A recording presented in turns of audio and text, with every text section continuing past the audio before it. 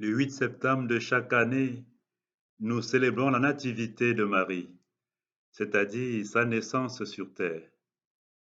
Et le 15 août de chaque année, comme aujourd'hui, nous célébrons son Assomption, c'est-à-dire sa naissance au ciel. Frères et sœurs bien-aimés, l'affirmation de la foi de l'Église en l'Assomption de Marie tient en ces paroles du pape Pie XII du 1er novembre 1950. Le pape Pie XII disait, citons-le, par l'autorité de notre Seigneur Jésus-Christ, les bienheureux apôtres Pierre et Paul, et par notre propre autorité, nous affirmons, nous déclarons, nous définissons comme d'ormes divinement révélés que l'Immaculée Mère de Dieu, Marie toujours vierge, après avoir achevé le cours de sa vie terrestre, a été élevée en corps et en âme à la gloire céleste, a été élevée en corps et en âme à la gloire céleste. C'est ce que disait Paul VI pour définir la fête de l'Assomption, la fête de ce jour. L'Assomption de Marie n'est pas une fête biblique comme telle, bien qu'on peut voir en l'image de la femme de l'Apocalypse qui lutte avec le dragon et que Dieu sauve en lui donnant 2 ailes du grand aigle pour s'envoler loin dans un lieu de repos, loin dans le désert, une allusion à cela. Apocalypse chapitre 12, verset 14. Les textes de la fête de ce jour réellement nous parlent plus du Christ que de l'Assomption elle-même. Elle parle plus du mystère du Christ. En tout cas, sans le mystère du Christ, l'Assomption n'aura pas de sens, parce que Marie est tout ce qu'elle est grâce au Christ, son Fils, notre Sauveur. Cependant, même si ce n'est pas une fête explicitement biblique, l'Assomption de Marie ne manque pas de racines ou de relations avec la parole, avec l'Écriture sainte. On se rappelle, ce n'est pas un phénomène nouveau, on se rappelle que dans l'Écriture, Enoch et Élie furent enlevés par Dieu au ciel. D'Enoch, il est dit qu'il vécut 365 ans et ayant suivi les voies de Dieu, il disparut car Dieu l'avait enlevé. Genèse chapitre 5, verset 24. Quant à Élie, il est dit que, poursuivant son chemin avec Élisée, son disciple, tout en parlant, les deux parlant en route, alors voici qu'un char de feu et des chevaux de feu les séparèrent l'un de l'autre. Élie monta au ciel dans la tempête. Deuxième livre des Rois, chapitre 2, verset 11. On voit aussi, surtout avec l'ascension de Jésus, l'ascension du Seigneur. Il est monté au ciel après sa résurrection. Et cette ascension est source et fin de toute glorification, de toute élévation en Dieu dans le ciel. Bien-aimé du Seigneur, c'est Dieu qui élève, c'est Dieu qui couronne. Personne ne peut aller au ciel si ce n'est pas lui qui l'y attire, nous dit Jésus lui-même. Après l'ascension de Jésus, son Fils, l'Assomption de Marie. L'Assomption de Marie est une chose tout à fait unique dans le Nouveau Testament. Elle fait de Marie la première des disciples du Christ à être complètement sauvée. Je dis complètement parce que les autres chrétiens sauvés par le Christ, c'est-à-dire les saints et les saintes du ciel, attendent encore la résurrection de leur chair, la résurrection de leur corps le dernier jour. Même le bon larron, qui est le premier fruit de la passion, de la mort et de la résurrection du Christ, n'est pas entré au ciel avec son corps. Son âme et son esprit jouissent déjà de la gloire de Dieu au ciel, mais son âme et son esprit attendent encore aussi la résurrection de son corps au dernier jour. Frères et sœurs bien-aimés, l'Assomption de Marie est le couronnement d'une vie exemplaire qu'elle a vécue à la suite du Christ dans la foi, dans la fidélité et la souffrance. Voyez-vous, L'Évangile dit d'elle qu'elle est pleine de grâce. L'ange l'a saluée en l'appelant pleine de grâce. L'ange Gabriel envoyé par Dieu. Et l'Évangile dit aussi que le Seigneur est avec elle, pleine de grâce, et le Seigneur est avec elle. Luc chapitre 1, verset 28. Et Élisabeth, sa cousine, la proclame bénie entre toutes les femmes et bienheureuse à cause de sa foi. Luc chapitre 1, versets 42 et 45. Elle avait dit, heureuse celle qui a cru, comment se fait-il que la mère de mon Sauveur vienne jusqu'à moi?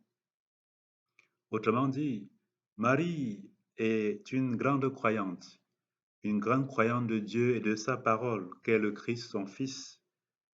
Oui, cette parole de Dieu, elle la médite.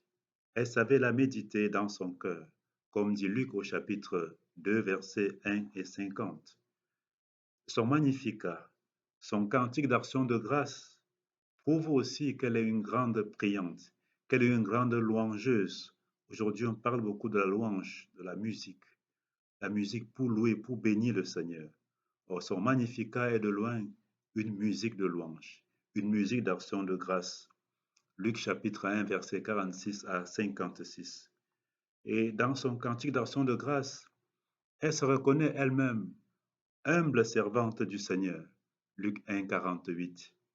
Et dans le même cantique, elle prophétise. Elle prophétise sur elle-même disant que toutes les générations lui diront bienheureuse. Luc chapitre 1, verset 48. Marie sait prier. Elle est une femme de prière et d'intercession. Elle sait prier pour ceux et celles qui sont dans le besoin. On se rappelle que c'est par sa prière aux noces de Cana que le Christ avait transformé l'eau en vin pour les convives. C'est dans Jean chapitre 2, versets 1 à 11. Marie est restée fidèle, fidèle au Christ jusqu'à la croix, jusqu'à sa mort et sa résurrection. Voyez Jean 19, 25, Jean 19, versets 25 à 27. Au pied de la croix de Jésus se trouvait sa mère Marie, ainsi que l'autre Marie et le disciple bien-aimé. En cela, ayant été fidèle jusqu'à la croix, Marie a souffert aussi la souffrance du Christ. Elle a souffert les mystères douloureux de son Fils Jésus-Christ notre Seigneur. Une telle vie, frères et sœurs bien-aimés, une telle vie ne pouvait être qu'agréable à Dieu. Une telle vie ne pouvait être que couronnée. On se rappelle aussi que le Christ dans l'Évangile promet d'élever son serviteur à sa droite, d'élever tous ceux et celles qui le servent à sa droite, afin que là où le Christ est, que là aussi soient ses serviteurs. Jean 14, verset 3. Il dit encore, pour moi, quand j'aurai été élevé de terre, j'attirerai à moi tous les hommes. Jean chapitre 12, verset 32. Il dit encore dans le même sens, si quelqu'un veut me servir, qu'il se mette à ma suite. Là où je suis, là aussi sera mon serviteur.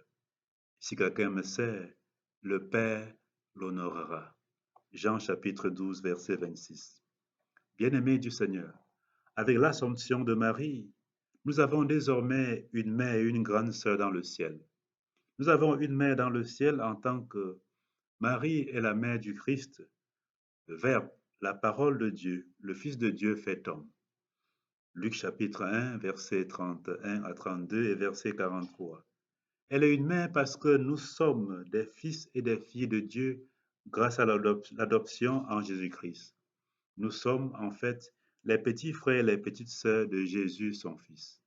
De plus, vous vous rappelez qu'à la croix, dans son testament de la croix, le Christ a fait de Marie la mère de Jean et il avait fait de Jean le fils de Marie, sa mère. Ce qui veut dire que, à la suite de cet apôtre, nous sommes des fils. Elle est aussi notre mère. C'est pourquoi, priant notre Père qui est aux cieux, nous pouvons aussi dire notre mère qui est au ciel. Au ciel, Marie est notre mère.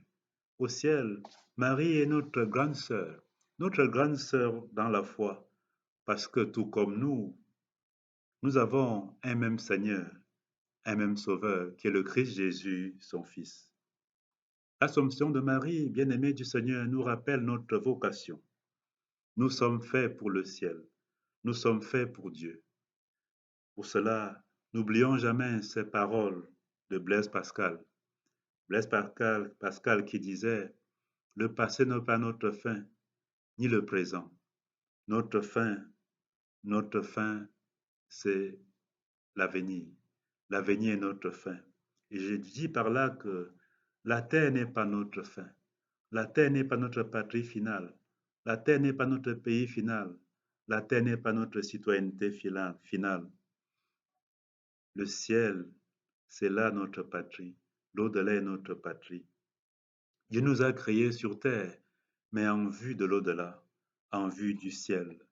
Nous avons donc une vocation métaphysique, c'est-à-dire une vocation qui va au-delà de la terre. Nous sommes des êtres célestes, bien que vivant sur terre.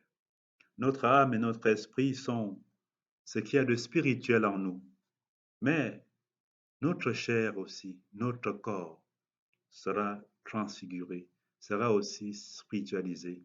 Notre corps et notre chair est aussi spirituel, est aussi céleste, comme le corps de Marie, comme le corps d'Enoch, comme le corps d'Élie, et surtout comme le corps transfiguré et ressuscité de notre Seigneur et Sauveur Jésus-Christ.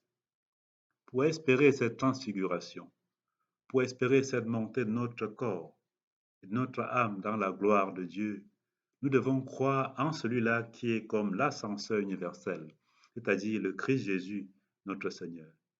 C'est lui, rappelez-vous, qui a dit, c'est dans Jean 14, Jean chapitre 14, versets 1 à 3. Il disait que votre cœur ne se trouble pas. Vous croyez en Dieu, croyez aussi en moi. Dans la maison de mon Père, il y a beaucoup de demeures. Sinon, vous aurais-je dit que j'allais vous préparer le lieu où vous serez.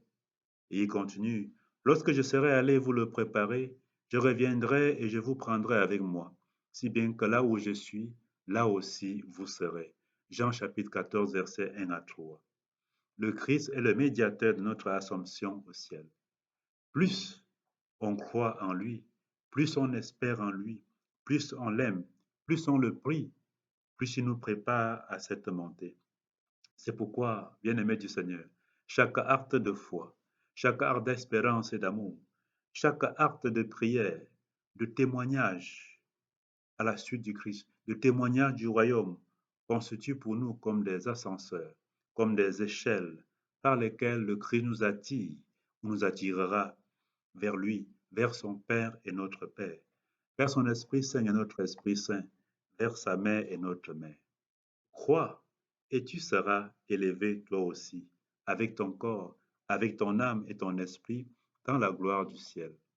Comment ne pas dire, comment ne pas prier avec la mère du ciel, avec notre mère? Ô Marie, notre mère qui es aux cieux, notre grande sœur dans la foi, nous te demandons de prier pour nous, afin que nous sanctifions toujours le nom de Dieu, afin que sa volonté soit toujours faite en nous, comme sur la terre et comme au ciel. Salut, ô Reine Mère de miséricorde, notre vie, notre douceur, notre espérance, salut. Enfants d'Ève exilés, nous crions vers toi. Vers toi nous soupirons, gémissant et pleurant dans cette vallée de larmes.